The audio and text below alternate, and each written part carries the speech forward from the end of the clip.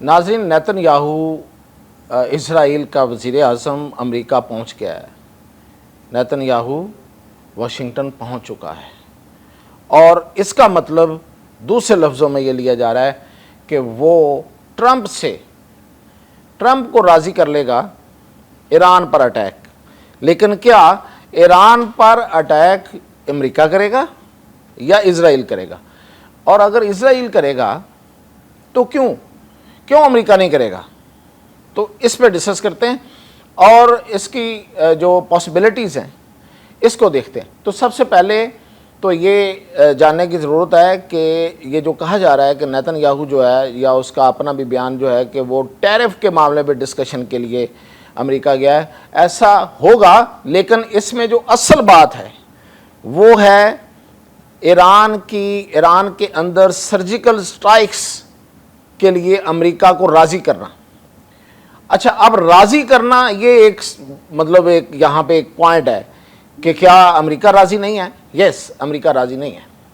उसकी वजह यह है कि अमेरिका के अंदर से, अमेरिका के बाहर से जो उसको फीडबैक मिला वो ये है कि अगर अमेरिका ईरान पर डायरेक्ट अटैक करता है तो एक बड़ा कन्फ्लिक्ट हो जाएगा और उस बड़े कन्फ्लिक्ट में रशिया को आना पड़ेगा, चाइना डायरेक्टली आए या ना आए।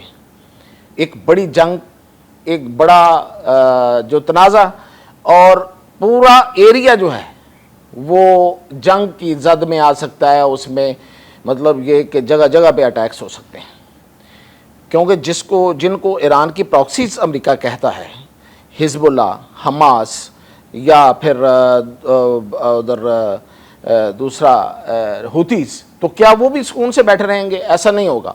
एक तो उन्होंने भी अपने टारगेट्स लॉक किए होंगे, इधर से ईरान ने भी अपने टारगेट्स लॉक किए होंगे, क्योंकि ये जो जिसे हम हरमज़ की वो कहते हैं, एक लेक या आबना हरमज़, वहाँ पे ईरान कैसे ट्रैफिक को गुजरने देगा?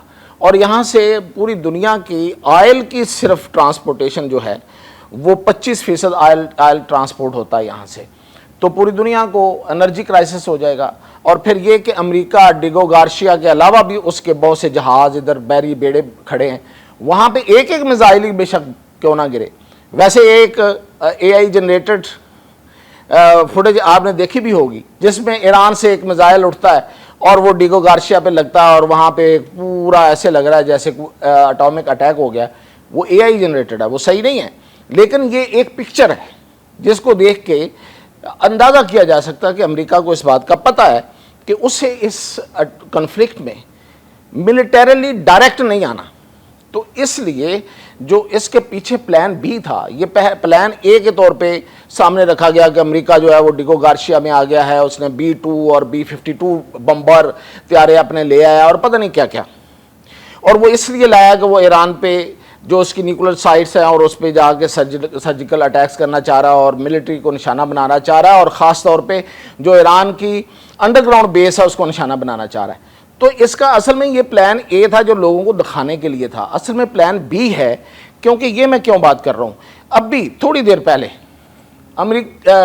इजराइल के अखबार ने यह दावा किया है कि ये सब कुछ होने जा रहा है और ये जो नेतन्याहू है ये बेसिकली उसी तरह से करेगा जिस तरह इन्होंने इससे पहले जब इजराइल ने अटैक किया था अस्फहान पे, अस्फहान निस्फ जहान जिसको कहा जाता, उस पर उसने अटैक किया था और उसमें अमेरिका नहीं था, अमेरिका की सपोर्ट ज़रूर थी। तो उसके नतीजे में कोई बहुत बड़ा तूफान नहीं आया। जवाबन ईरान ने भी उसका जवाब दे के उन्होंने कहा जी हमने भी बराबर कर लिया। अब पता नहीं बराबर हुआ या नहीं हुआ, दोनों तरफ के दावे थे। अगर इस बार इजराइल जो है वो अमेरिका को पीछे लेके और ये अटैक कर देता है तो फिर पता नहीं क्या सूरत हाल होती है, लेकिन उसका अंदाज़ा यही है कि ये सूरत हाल इतनी बड़ी नहीं होगी जितनी अमेरिका के अटैक करने पे होगी। और उधर से जो ईरान के रूहानी पेशवा हैं उन्होंने अपनी अफवाज को अलर्ट कर दिया, सुपर अलर्ट कर दिया, रेड अलर्ट कर दिया कि आप तैयार रहें, हम कोई भी जवाब दे सकते हैं।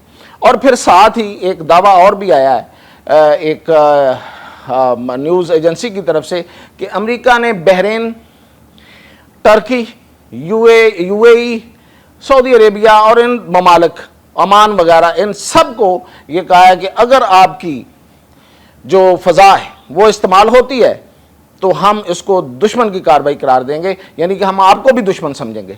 यानी कि अगर अमेरिकी तैयारे या इजरायली तैयारे वहाँ पे फ़ज़ा में रीफ्यूलिंग भी इवन करते हैं, यानी कि उन तैयारों में फ्यूल जो है वो किया जाता है, तो उसको भी उन्होंने कहा है कि हम इसको दुश्मनी समझेंगे। लेकिन यही वजह है, ये सारी जो बातें हैं इसकी रोशनी में अब वो शायद ये करने जा रहे हैं कि इजराइल के तैयारे वहाँ से उड़ेंगे डायरेक्ट, जो उनका प्लान है, और वो सर्जिकल स्ट्राइक्स करेंगे और वापस चले जाएंगे। और कहा यह जाएगा कि ये इजराइल का एक यूनिलैटरल इकदाम है। इजराइल को और क्या एज हासिल है जो कि अमेरिका को नहीं है। अमेरिका इस वक्त वॉर टैरिफ में है, तनहा हो चुका है, तन्हाई का शिकार है इस वक्त। अगर वो ये इकदाम करता है तो ईरान के बड़े ही हक में जाएगा, और सबसे फ़ायदे में किसके जाएगा? चाइना के। चाइना को और मौका मिलेगा कि वो अपनी डिप्लोमेसी को आगे बढ़ाए, अपनी हमदर्दियाँ ले। वो मिलिटरिटी तो आगे नहीं आएगा खैर, लेकिन अमेरिका तन्हाई का शिकार होगा और अमेरिका के इस इक़दाम को हर कोई कंडेम करेगा, और शायद उसमें रशिया जो है वो कोई जहाज़ भी भेज दे या कुछ ऐसा हो जाए। तो इसमें अगर इजराइल आता है तो इजराइल के साथ तो आपको पता है अमेरिका भी है, यूरोप भी है, कौन है जो नहीं है। अभी उसका जो जहाज़ गुजरा है वो बहुत से मुल्कों के ऊपर से, उन मुल्कों से गुजरा है जो इंटरनेशनल क्रिमिनल कोर्ट के मेंबर हैं, और उस कोर्ट ने नेतन्याहू को जंगी मुजरिम करार दिया हुआ है।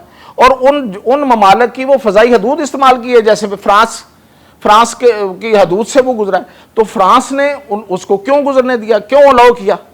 अब ये अलहदा बात है कि नेतन्याहू अंदर से तो पूरा डरा हुआ है, वो कहीं ऐसे किसी मुल्क में, यूरोप के मुल्क में स्टे नहीं करेगा। वहाँ पे वो अपने जहाज़ उतार के जो वो आराम करके आगे जाने का उसने नहीं सोचा हुआ। एक लंबी फ़्लाइट कर ली है ताकि उसकी गिरफ्तारी ना हो जाए, क्योंकि गिरफ्तारी भी हो सकती है। तो लेकिन उसने हदूद इस्तेमाल की हैं, तो किसी को कोई इतराज़ भी नहीं हुआ।